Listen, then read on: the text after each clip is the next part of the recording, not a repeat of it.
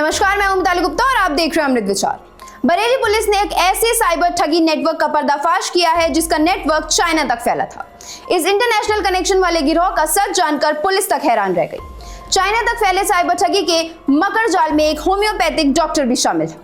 वे लोग WhatsApp group के जरिए देश भर में लोगों को ठगी का शिकार बनाते थे।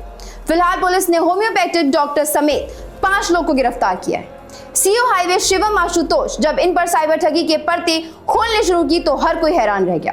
उन्होंने बताया कि साइबर ठगी का इनपुट मिलने के बाद टीम लगातार उस पर काम कर रही थी।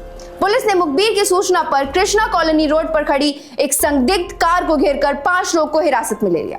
साइबर ठगों की पहचान शाकिब अली, राजकुमार, आशीष सिंह, डॉक्टर सचेंद्र कुमार और बबलू उर्फ मधोराम के रूप में हुई।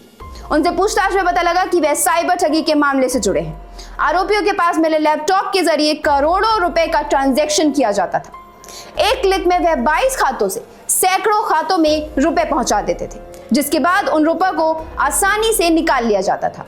आरोपियों के पास से पुलिस को कई लीड मिली है, जिसके चलते शहर और अन्य जिलों में जल्द ही और ही गिरफ्तारियां हो सकती हैं। पूछताछ में सामने आया कि गिरोह का सरगना सुमित है, जो लखनऊ में रहकर पूरे नेटवर्क को संचालित करता है।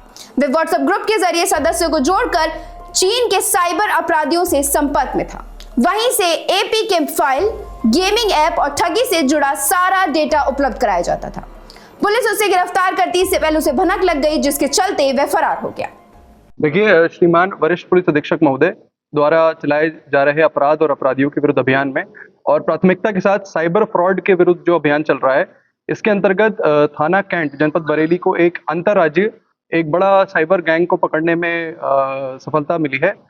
इसमें 5 लोग जो गिरफ्तार हुए हैं, इसमें 4 लोग जो हैं शाकिब अली पुत्र अब्बास अली थाना फरीदपुर, राजकुमार पुत्र मुंशीलाल थाना भमौरा का रहने वाला, डॉक्टर सचेंद्र कुमार पुत्र संतराम निवासी जनपद अंबेडकर नगर, आशीष सिंह जो सुभाष नगर जनपद बरेली का रहने वाला है और बबलू उर्फ माधोराम पुत्र रघुराम जनपद बाराबंकी का है।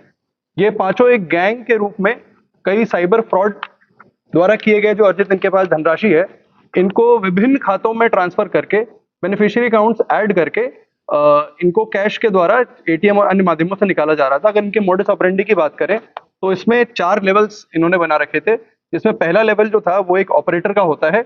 ऑपरेटर वो होता है जो फ्रॉड करता है और जिसके पास एक बड़ी धनराशि रहती है।